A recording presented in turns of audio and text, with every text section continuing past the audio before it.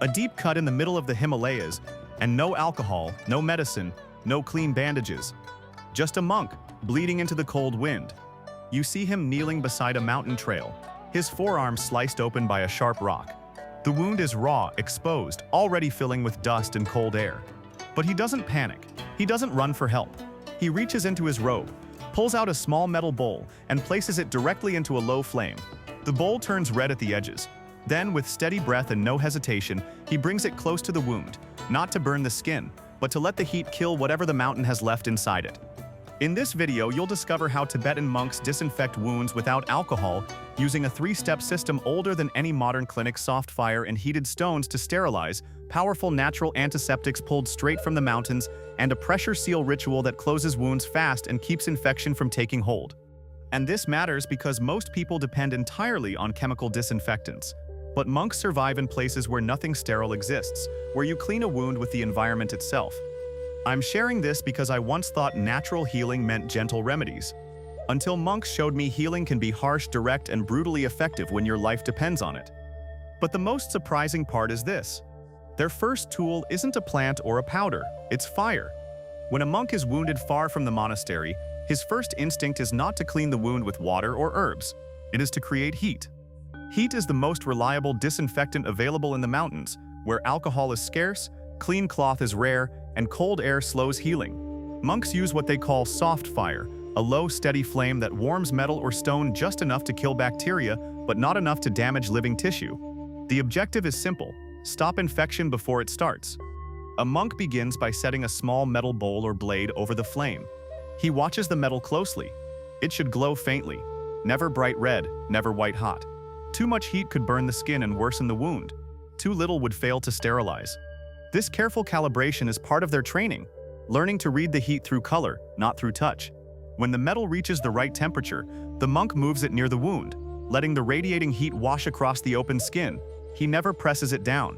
He lets the warmth kill bacteria indirectly, a technique passed down through generations of mountain healers. Another method is the use of heated stones. Monks choose smooth stones that can withstand rapid temperature changes. They place them at the edge of a fire until the stones trap internal heat. Then, using cloth to protect their fingers, they tap the stone briefly against the skin surrounding the wound, never directly on the exposed tissue. These taps last less than a second, but the effect is immediate. The sudden burst of heat kills microorganisms on contact while stimulating blood flow around the edges of the wound, which accelerates healing. This technique is known as stone flashing. In harsh, remote environments, it is often the fastest and most reliable way to prevent infection. The same principle applies to tools.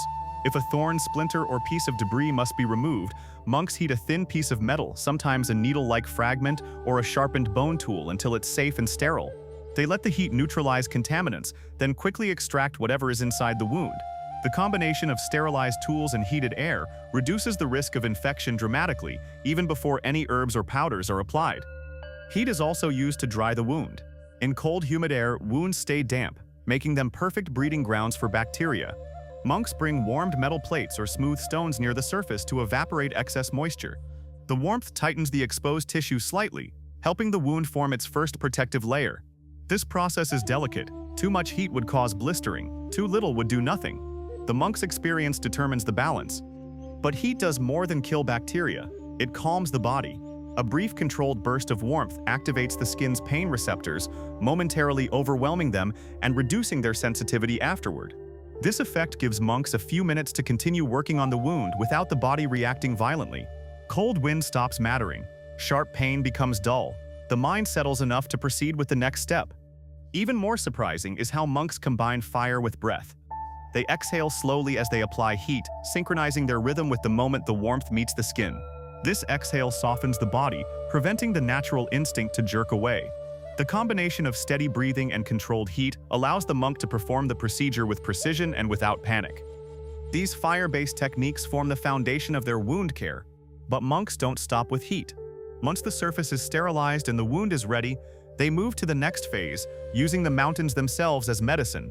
From black salt to resin to volcanic clay, the natural antiseptics they create are far more potent than most people imagine. Once the wound has been cleansed with heat, monks turn to the mountains for the second layer of protection: natural antiseptics. These substances are not gentle balms or soft herbal teas. They are powerful, gritty, mineral-rich compounds designed to kill bacteria, absorb moisture, and create a hostile environment for infection. Each ingredient has been used for centuries, refined through necessity in places where medicine is scarce, and survival depends on what the land provides. The first and most important antiseptic is Himalayan black salt. Unlike common salt, this one contains sulfur, iron, and trace minerals that make it far more effective at preventing bacterial growth. Monks grind it into a fine powder and sprinkle a thin layer around the wound. Not directly inside, but in a ring around the perimeter. The salt draws moisture outward, creating a dry zone where bacteria cannot multiply. In the high-altitude air, this effect is even stronger. The salt acts as a barrier, pulling out the humidity that would otherwise feed an infection. Next comes juniper. Monks gather dried juniper branches and burn them until they produce a thick aromatic smoke. The remaining ash is gray, soft, and filled with antimicrobial resins. They mix this ash with a drop of oil, forming a paste that they spread lightly over the wound's edge. The juniper resin acts as a natural antibiotic, killing microbes while calming inflammation. The scent itself has a cleansing effect on the mind, steadying the breath and helping the monk stay focused during treatment. Another key substance is gugel, a resin extracted from a thorny tree that grows in dry, rocky regions. Gugel is sticky, aromatic, and naturally antiseptic. Monks warm it between their fingers until it becomes pliable, then apply it in small amounts near the wound. The resin seals microgaps in the skin, preventing dust and debris from entering. It also reduces swelling, allowing the tissue to begin closing more quickly. Gugel hardens as it cools, forming a natural protective layer that stays in place even during movement. Volcanic clay is used when the wound is deep or producing too much fluid. This clay, rich in magnesium and trace metals, absorbs toxins and dries the surface. Monks press it gently around the wound, letting it pull out impurities without sticking to the raw skin. The clay forms a cool, firm barrier that prevents bacteria from settling. It also keeps the wound slightly compressed, which helps the tissue align and heal faster. Then there are the bitter herbs. Monks crush them between stones until they form a coarse green powder. These herbs have astringent properties that tighten the skin and reduce bacterial growth. The bitterness indicates their potency. They contain compounds that make the environment hostile to microbes. A monk may mix these herbs with heated oil to create a thicker paste, pressing it onto clean cloth before applying it near the wound. The cloth becomes a natural pad infused with herbal antiseptics, offering protection without suffocating the tissue. Sometimes they combine several ingredients into a single mixture. A common blend involves black salt, juniper ash, a bit of gugel, and a pinch of volcanic clay. This mixture is warmed so the resins melt slightly, then spread on a strip of coarse cloth. Pressed against the wound, it acts like an ancient antibiotic bandage, cleansing, sealing, drying, and soothing all at once. These natural antiseptics work together to create an environment where infection simply cannot take hold. But monks don't rely on antiseptics alone. Preventing infection in the mountains requires one more step, a method that uses pressure, rough cloth, and body heat to seal the wound quickly and keep it protected long enough to heal.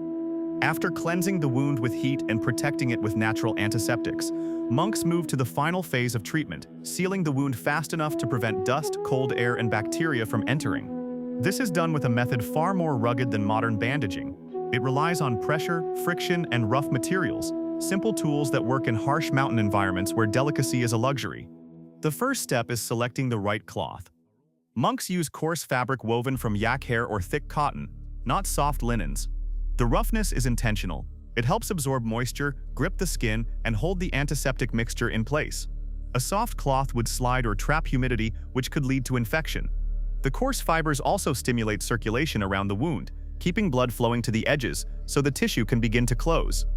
The cloth is folded into a thick pad and pressed firmly against the wound. The goal is not to suffocate the injury but to apply enough pressure to bring the edges together. Monks do this slowly, watching how the skin reacts. They adjust the pressure until the bleeding slows and the tissue aligns. This step is crucial. If the wound edges remain open even slightly, bacteria can enter and moisture can accumulate. Once the initial pressure is set, monks wrap the pad tightly with long strips of cloth. They pull each strip with controlled tension, creating a seal that feels firm but not constricting. The wrap must allow circulation to continue while still preventing movement that could reopen the wound. The wrapping technique is rhythmic, with each loop reinforcing the one before it, building a stable cocoon around the injury. In cases where the wound continues to leak fluid, monks use a technique called moisture expulsion. They press the pad firmly, then release slightly, repeating the pattern several times. The alternating pressure pushes excess fluid outward into the cloth, preventing it from pooling inside the wound where bacteria could thrive. Once the pad is saturated, they replace it with a fresh one and repeat the wrapping process. There is also a technique known as friction sealing. After the bandage is applied, monks rub the fabric lightly with their palms to generate warmth. This warmth increases circulation beneath the skin and helps the antiseptic mixture soften just enough to mold to the wound. The friction also activates the resins and minerals in the herbs, allowing them to penetrate the surface more effectively. To reinforce the seal, monks sometimes add a final outer layer, another strip of cloth coated with juniper ash or black salt. This outer layer acts as a shield, protecting the wound from cold, dust, and insects. It also absorbs sweat, preventing moisture from seeping into the bandage from the outside. Over the next hours, the pressure seal method works quietly. The wound edges bond, the antiseptics fight bacteria. The rough cloth absorbs fluid. The warmth generated by movement enhances circulation.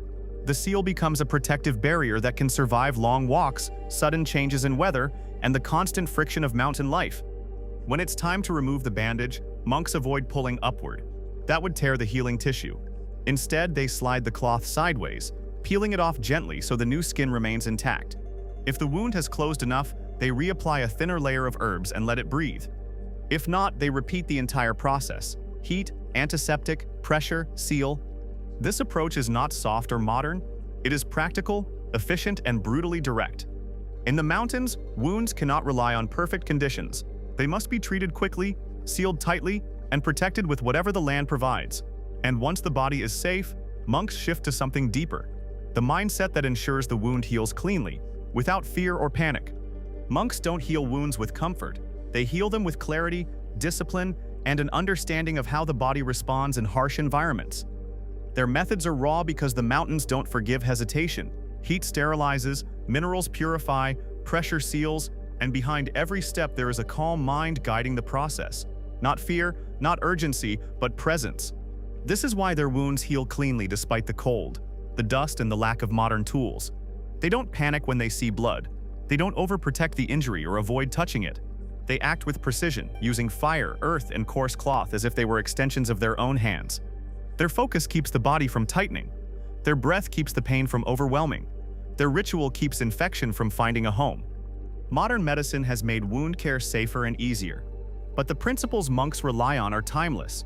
Keep the wound dry, keep it warm, keep it clean, and keep the mind steady. These ancient techniques remind us that the body is capable of healing even in the most unforgiving conditions if we give it the right environment and we meet the moment with calm instead of fear.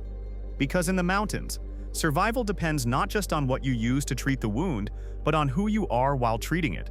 Monks heal without alcohol, not because they reject modern tools, but because their lives have taught them that the simplest elements, fire, salt, stone, cloth, carry more power than most people realize.